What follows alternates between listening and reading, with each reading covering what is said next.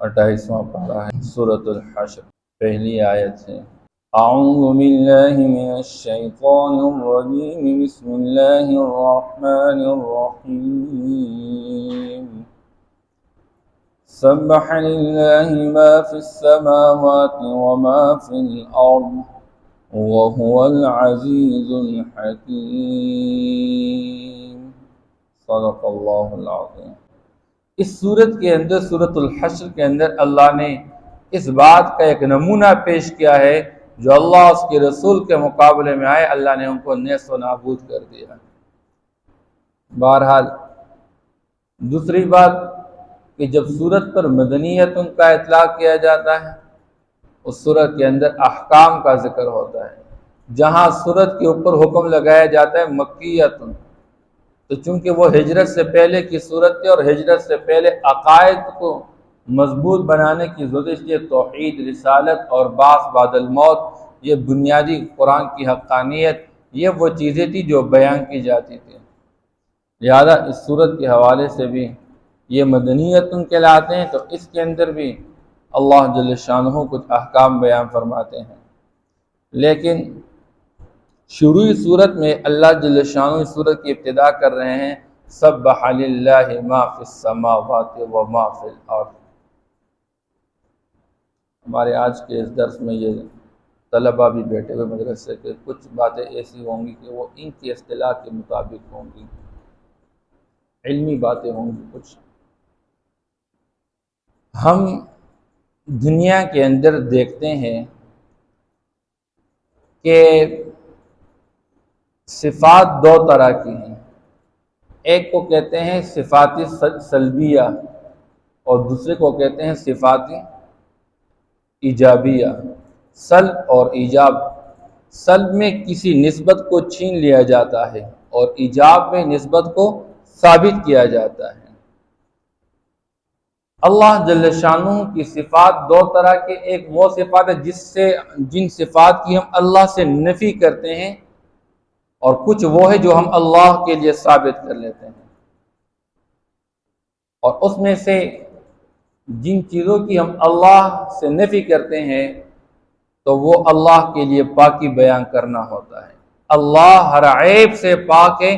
ہم اس کا عربی میں ترجمہ کرتے ہیں سبحان اللہ، اسبح سبحان اللہ، یہ مفعول مطلق بنتا ہے نسبح سبحان اللہ،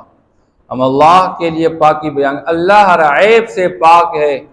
انسان کو بھوک لگتی ہے، پیاس لگتی ہے، انسان کو تھکاوٹ محسوس ہوتی ہے، لا تأخذہ سنۃ ولا نوم، اللہ ان سے بھی پاک، وہ نیند سے بھی پاک، لم یتخذ صاحبۃ ولا ولدا، وہ بیوی سے پاک، وہ اولاد سے پاک، لم یلد ولم یولد، وہ جننے سے پاک، نہ کسی نے اس کو جنا نہ اس نے کسی کو جنا، وہ اولاد کسی کی نہیں، وہ ماں باپ کسی کی نہیں، وَلَمْ يَكُنْ لَهُ كُفُوًا أَحَدٌ، اس کا برابر، اس کا ہمسر کوئی نہیں ہے۔ اللہ جل شانہ ان تمام نقائص سے پاک ہے اور سارے کی ساری کامل صفات، کامل علم والا اور کامل دیکھنے والا اور کامل سننے والا اور کامل قدرت رکھنے والا، وہ حی ہے اور وہ قائم بالذات بھی ہے، اوروں کو بھی وجود دینے والا، وہ قیوم بھی ہے۔ اس لیے اللہ کی یہ تمام صفات ایجابیہ، لیکن سلب مقدم ہوتا ہے ایجاب پہ۔ ہم جب دیوار کو پینٹ دیتے ہیں تو پہلے پینٹ نہیں دیتے، پہلے کیا کرتے ہیں؟ پہلے ریگمال سے صفائی کرتے ہیں، وہ جو رف چیزیں ہوتی ہیں وہ نکال لیتے ہیں۔ گندے گلاس میں لوگ دودھ نہیں ڈالتے، پہلے گلاس کو صاف کیا جاتا ہے۔ گندے چہرے پر لوگ کریم نہیں لگاتے ہیں، کریم لگانے کے لیے پہلے اس کو صاف کیا جاتا ہے۔ گندے کپڑے کو استری نہیں کیا جاتا، پہلے استری سے اس سے پہلے گند کو صاف کیا جاتا ہے، پھر صاف کپڑے کو استری کیا جاتا ہے۔ انسان کا دل ہے، اس لیے اس کو کہتے ہیں پہلے تخلیہ ہوتا ہے پھر تحلیہ ہوتا ہے، پہلے تخلی ہوتی ہے پھر تحلی ہوتی ہے۔ پہلے صاف کیا جاتا ہے، خالی کیا جاتا ہے گند سے، پھر اس کے اندر خوبصورتی آتی رہتی ہے۔ انسان کا دل آج جو ناکامی محسوس کر رہا ہے، ہم نے دل کو غیر سے پاک نہیں کیا، ہم اس کے اوپر اچھی چیزیں ڈالنے کی کوشش کر رہے ہیں۔ بہرحال سبح للہ ما فی السماوات و ما فی الارض، اللہ کی ذات وہ ہے جو اللہ کے لیے اس کائنات کی تمام مخلوقات، چاہے ان مخلوقات کا تعلق آسمان کے ساتھ ہے، آسمانی مخلوقات ہے، چاہے زمینی مخلوقات ہے، وہ انسان ہے، وہ حیوانات ہے، وہ فرشتے ہیں، وہ ساری دنیا کے یہ پتھر ہے اور یہ درخت ہے، یہ سارے کے سارے اللہ کی پاکی بیان کرتے ہیں۔ لیکن ان مخلوقات کی پاکی بیان کرنا، انسان تو سمجھ رہا ہے کہ میں اللہ کی پاکی بیان کرتا ہوں، انسان سن بھی رہا ہے کہ یہ فلاں اللہ کی پاکی بیان کرتے ہیں، لیکن بقیہ چیزوں کی پاکی بیان کرنا یہ انسان سمجھ نہیں رہا، اللہ اس کو خوب سمجھتے ہیں۔ وَهُوَ الْعَزِيزُ الْحَكِيمُ، اللہ کی شان وہ غالب زبردست ہے، اس کے مقابل کوئی آئے وہ پکڑنے پر آئے کوئی بھاگ نہیں نکل سکتا، اور وہ حکیم ہے، اللہ فوری طور پر پکڑتا نہیں کسی کو۔ اب اللہ آگے ایک مسئلہ بیان کرنا چاہتے ہیں۔ بات یہ تھی کہ آپ صلی اللہ تعالی علیہ وسلم مکہ مکرمہ سے ہجرت کر چکے مدینہ منورہ کی طرف۔ مدینہ منورہ کے اندر پہلے سے کچھ لوگ آباد تھے جن کو یہود کہا جاتا ہے۔ یہ یہود دو طرح کے تھے، ایک وہ یہود تھے جو یمن سے 1000 سال پہلے آ کر آباد ہو گئے تھے اوس اور خزرج کی شکل میں، دوسرے قسم کے وہ یہود تھے جو شام اور فلسطین کو چھوڑ کر وہاں پر بختنصر وغیرہ نے ان پر ظلم کیا ہوا تھا، ان کے گھر برباد ہو گئے تھے، یہ وہاں سے شفٹ ہو کے مدینہ منورہ آ کر آباد ہو گئے تھے۔ ان کے مشہور قبائل بنو نذیر اور بنو قریظہ اور بنو قنقاع، یہ مشہور قبائل تھے ان کے، یہ آ کر مدینہ منورہ کے اندر آباد ہو گئے تھے، یہ قبائلی قسم کے لوگ تھے۔ آپ صلی اللہ تعالیٰ علیہ وسلم جس وقت مدینہ منورہ تشریف لائے تو آپ صلی اللہ تعالیٰ وسلم کی بھی ضرورت تھی، اور ان جو پہلے سے آباد یہود تھے ان کی بھی ایک ضرورت تھی۔ وہ ضرورت یہ تھی کہ دشمن کے مقابلے میں ان کو ایک محاذ بن کر رہنا تھا، اس لیے آپ صلی اللہ تعالیٰ علیہ وسلم نے مدینہ منورہ تشریف لا کے ان یہودیوں کے ساتھ ایک ایگریمنٹ کیا، ایک معاہدہ کیا، اس پر انہوں نے دستخط کیے۔ ایگریمنٹ یہ تھا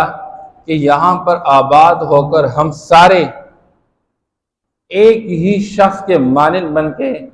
ہم ایک دوسرے کے خلاف نہیں لڑیں گے، ہمارے مد مقابل کوئی آئے گا ہم سارے مل کے اس کے مقابلے میں لڑیں گے، ہم ایک ہی محاذ کے لوگ ہوں گے۔ دوسری بات، یہاں پہ جتنے لوگ آباد ہیں ان کو مذہبی آزادی کا حق حاصل ہوگا، یعنی ہر بندہ اپنے اپنے مذہب کے حوالے سے اپنے رسومات ادا کرنے میں آزاد ہوگا، کوئی کسی کو پابند نہیں کرے گا۔ تیسری چیز، آپ صلی اللہ تعالیٰ علیہ وسلم نے یہ ارشاد فرمایا کہ کوئی بندہ کسی کو مجبور نہیں کرے گا کہ اپنا مذہب چھوڑ کے ہمارے مذہب میں داخل ہو جائے۔ یہ آپ صلی اللہ علیہ وسلم کی ابتدائی ایک ایگریمنٹ ہے ان کے ساتھ۔ اور اگر ہم میں سے کسی کے ساتھ دشمن آ کر لڑے تو ہم مل کے ان کے ساتھ لڑے، اگر کوئی نہیں لڑنا چاہتا تو پھر کم از کم اتنا کرے کہ اپنے ساتھیوں کے، ہمارے یہاں کے رہنے والوں میں سے کوئی بندہ ان کے دشمن کے ساتھ مل کر ان کے خلاف لڑنے کی کوشش نہ کرے۔ یہ ایگریمنٹ ہوا تھا۔ آپ صلی اللہ تعالیٰ علیہ وسلم کے اس ایگریمنٹ کے بعد حضور پاک صلی اللہ علیہ وسلم نے بدر کے موقع پہ غزوہ بدر میں فتح حاصل کی، اور یہود کہنے لگے کہ ہاں یہ وہی نبی آخر الزمان ہو سکتا ہے جس کے بارے میں ہمیں معلوم ہو گیا تھا، ہماری کتابوں کے اندر لکھا گیا تھا، تو یہ وہی نبی آخر الزمان ہے، اس لیے آپ صلی اللہ تعالیٰ علیہ وسلم کی رسپیکٹ کرتے رہتے تھے۔ لیکن جب احد کا موقع آیا تو احد کے موقع پہ ان لوگوں کا جو یقین تھا وہ کچھ شک میں بدل گیا، اور یہ شکوک و شبہات میں مبتلا ہو گئے۔ بہرحال مسلمانوں کو احد کے موقع پہ ابتداءً تھوڑی سی شکست کی شکل سامنے آئی تھی، اور پھر اللہ نے فتح نصیب فرمایا تھا، لیکن ان کو یہ برداشت نہیں ہو رہا تھا کہ مسلمان اس طرح آگے ترقی پہ جا رہا ہے، تھوڑی سی تعداد اتنے بڑے بڑے لشکروں کو شکست دے رہے ہیں۔ اس لیے ان میں سے جو بنو نذیر کے لوگ تھے، ان کا ایک مشہور کعب بن اشرف تھا، اس نے جا کے ابو سفیان رضی اللہ تعالیٰ عنہ اس وقت مسلمان، یہ تو فتح مکہ کے موقع پر اسلام قبول کر چکے تھے، یہ جا کے ان سے کہنے لگے کہ تم لوگ تیاری کر لو اور تم آؤ مدینہ میں مسلمانوں پر چڑھائی کر دو، ہم تمہارا ساتھ دیں گے۔ تو ان ظالموں نے مسلمانوں کے خلاف چپکے سے منصوبہ سازی شروع کرا دی، کوئی موقع خالی نہیں چھوڑتے تھے، یہاں تک کہ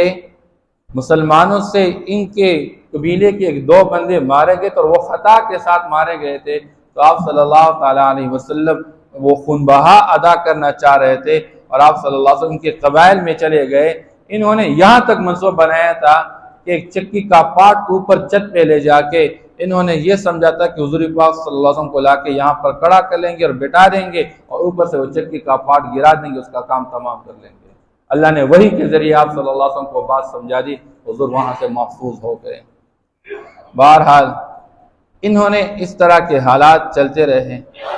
پھر جب موقع آیا اور مدینے کا گھیراؤ کیا گیا، اس گھیراؤ میں ان لوگوں نے بعد میں بنو قریظہ نے ساتھ دیا ہوا تھا، وہ تو دوسرے مرحلے میں تھا۔ اس سے پہلے ایک مرحلہ یہ تھا کہ بنو نذیر کی شرارت حد سے بڑھ گئی تھی، تو آپ صلی اللہ تعالیٰ علیہ وسلم انجام کار اس بات پر مجبور ہو گئے کہ ان کے خلاف کوئی فیصلہ کیا جائے۔ آپ صلی اللہ علیہ وسلم مسلمانوں کو جمع کر چکے اور بنو نذیر کو وارننگ دے چکے، بنو نذیر دب گئے، گھبرا گئے، اس بات پر اتر آئے کہ ہمیں مارے نہیں، ہم اس بات کی تیار ہے کہ جو تم چاہے اس کے علاوہ۔ حضور نے فرمایا تم نے یہاں سے نکلنا ہے، یہاں تم رہو گے نہیں، جلاوطن ہو جاؤ گے، اپنے ساتھ جتنا مال جو کچھ لے کر جانا چاہتے ہو لے جاؤ، لیکن تم نے یہاں نہیں ٹھہرنا ہے۔ اس لیے اول الحشر کا جو لفظ یہاں پر آیا ہے یہ مسلمانوں کی پہلی اجتماعیت تھی، جمع ہو گئے تھے ان یہودیوں کے مقابلے میں، اس لیے بنو نذیر یہاں سے اٹھ کھڑا ہو گیا اور یہاں سے یہ لوگ نکل گئے، کچھ خیبر کی طرف چلے گئے، کچھ دائیں بائیں چلے گئے، لیکن یہ اپنے گھروں سے گھر کی چھت کے جو لکڑیاں تھیں وہ بھی نکال کے لے گئے اور گھروں کی دروازے وہ بھی اٹھا کے نکال کے لے گئے، خود بھی اپنے گھروں کو برباد کر، جو کچھ مسلمانوں نے خراب کر دیے، پھر یہ یہاں سے نکل گئے تھے۔ اللہ پاک اس واقعے کی طرف یہاں پر اشارہ کر رہے ہیں کہ یہ اللہ نے ان پر یہ حالات لائے کیونکہ نے اللہ اس کے رسول کی مخالفت کر دی۔ جیسے پہلی سورت کے اندر اللہ نے بیان فرمایا کہ اللہ غالب آئیں گے، اللہ کے رسول غالب آئیں گے ان لوگوں کے مقابلے جو اللہ اس کے رسول کی مخالفت کر رہے ہیں، اللہ ان کا ایک نمونہ یہ یہاں پر بیان فرما چکے ہیں۔ اس اللہ فرماتے هو الذی اخرج الذین کفروا من اہل الکتاب، اللہ وہی ذات ہے جس نے اہل کتاب میں سے ان لوگوں کو، یہ من بیان کے لیے آیا ہوا ہے کہ اہل کتاب میں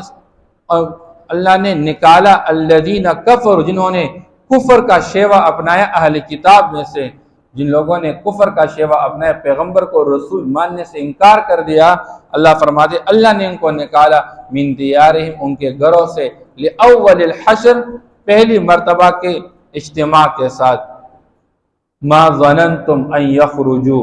ہم نے گمان بھی نہیں کیا تھا کہ یہ نکل جائیں گے، کیونکہ ان یہودیوں کو ابتداءً اللہ نے بڑے آسودہ حالی کے ساتھ نوازا تھا، ان کے باغات بھی اعلیٰ درجے کے، ان کی معیشت بھی اعلیٰ درجے کی تھی، ایک طرف کھیتی باڑی اللہ نے نصیب کی تھی اور دوسری طرف اللہ نے ان کو کاروبار سے نوازا ہوا تھا، تو کھیتی باڑی اور کاروبار یہ دو بنیادی معیشت کے اسباب ان کے تھے، ان کے گھر بھی اعلیٰ قسم کے، ان کے باغات بھی اعلیٰ درجے کے اور ان کا نظامی زندگی بھی اعلیٰ درجے کا، اس سے مسلمان یہ گمان بھی نہ کر سکے کہ یہ اپنے نکل جائیں گے ان قلعوں سے، اور اللہ فرماتے وَظُنُّوا أَنَّهُمْ مَانِعَاتُهُمْ حُصُونُهُمْ مِنَ اللَّهِ، اور انہوں نے بھی یہ گمان کر رکھا تھا کہ ان کے یہ مضبوط قلعے ان کو اللہ کے عذاب سے محفوظ کر دیں گے، لیکن فَآتَاهُمُ اللَّهُ مِنْ حَيْثُ لَمْ يَحْتَسِبُوا، اللہ کا عذاب ان پر اس شکل میں آیا، اس طریقے پہ آیا اور وہاں سے آیا جہاں سے ان کو وہ گمان بھی نہیں تھا۔ وَقَذَفَ فِي قُلُوبِهِمُ الرُّعْبَ، اللہ نے ان کے دلوں کے اندر رعب ڈال دیا، يُخْرِبُونَ بُيُوتَهُمْ بِأَيْدِيهِمْ وَأَيْدِي الْمُؤْمِنِينَ، اللہ وہ اپنے ہاتھوں خود اپنے گھروں کو برباد کرنے لگ گئے اور مومن کے ہاتھوں سے برباد کرنے لگ گئے، یہاں تک کہ وہ لوگ جب نکل گئے ان کی زمینیں، مسلمان جو ہجرت کر کے آئے ہوئے تھے مہاجرین، وہ انصار کے ذمے ان کی رعایت اور ان کے ساتھ تعاون تھا، تو وہ بھی ایک بوجھ تھا، اللہ نے مہاجرین کو ان کی زمینیں حوالہ کر دی، تقسیم کرا دی، تو یہ بوجھ جو مسلمانوں پہ کچھ کم پڑ گیا، انصار پہ جو بوجھ تھا وہ بوجھ کم ہو گیا۔ فاعتبروا یا اولی الابصار، تم عبرت حاصل کر لو۔ آج کے دنیا والے، آج کی قوت اور طاقت والے، یہ یہود و نصارہ جو ساری دنیا والے مل کے مسلمان جو غریب اور کمزور درجے کا ہے ان کے مقابلے میں جمع ہو کے اپنی ٹیکنالوجی کو استعمال کر کے ان کو برباد کرنے کی کوشش کر رہے ہیں، اور وہ سمجھ رہے کہ ہم بڑے محفوظ ہیں، یہ مسلمان ہمارا کچھ نہیں بگاڑ سکتا۔ یہ ایک ان کے لیے عبرت کا نشان کہ وہ اللہ سمجھانا چاہتے ہیں کبھی تم اس دھوکے میں نہ آنا، جیسے اللہ نے پہلے زمانے میں یہودیوں کو برباد اور تباہ کر دیا، ان کے مضبوط قلعوں سمیت، ان کی مضبوط معیشت سمیت، آج بھی اللہ قادر ہے ان کو تباہ و برباد کر سکتے ہیں۔ فاعتبروا یا اولی الابصار، اے آنکھوں والو، اے دیکھنے والو، عبرت حاصل کر لو۔ ولولا ان كتب اللہ علیہم الجلاء، کیونکہ اللہ نے ان پر جلاوطنی لکھ لی تھی، اس لیے وہ جلاوطن ہو کے اپنے گھروں کو چھوڑ کے، اپنی زمینوں کو چھوڑ کے نکل گئے۔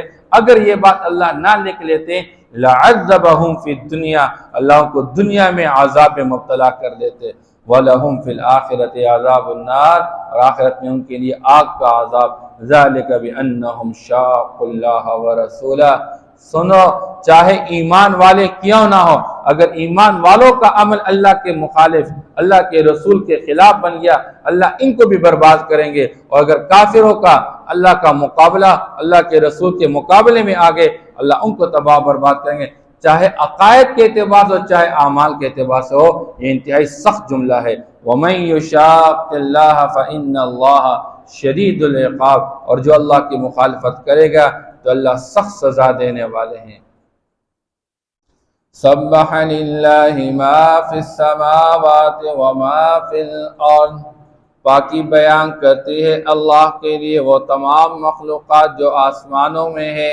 اور وہ تمام مخلوقات جو زمینوں میں ہیں۔ وَهُوَ الْعَزِيزُ الْحَكِيمُ، اور وہ غالب زبردست حکمت والے ہیں۔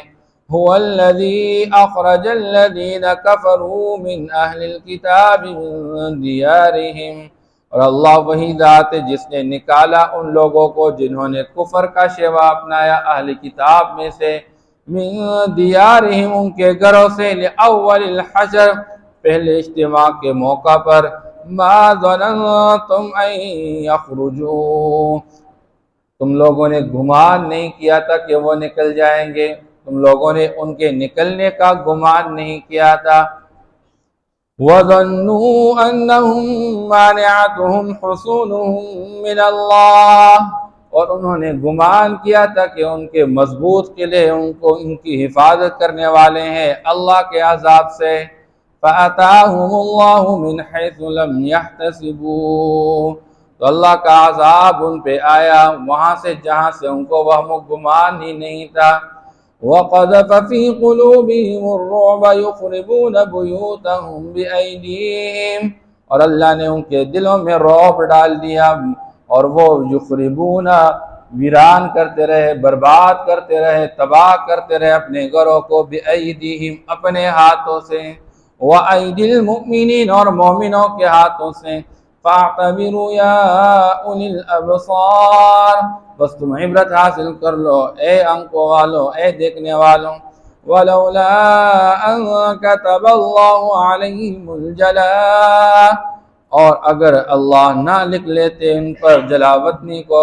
لَعَذَّبَهُمْ فِي الدُّنْيَا، تو اللہ ان کو دنیا میں عذاب میں مبتلا کر لیتے۔ وَلَهُمْ فِي الْآخِرَةِ عَذَابُ النَّارِ، اور ان کے لیے آخرت میں آگ کا عذاب۔ ذَلِكَ بِأَنَّهُمْ شَاقُّوا اللَّهَ وَرَسُولَهُ، اور یہ اس وجہ سے کہ انہوں نے اللہ اس کے رسول کی مخالفت کی۔ وَمَن يُشَاقِّ اللَّهَ فَإِنَّ اللَّهَ شَدِيدُ الْعِقَابِ، اور جو اللہ کی مخالفت کرے گا تو یقین اللہ جل شانہ سخت سزا دینے والے ہیں۔ صدق اللہ العظیم۔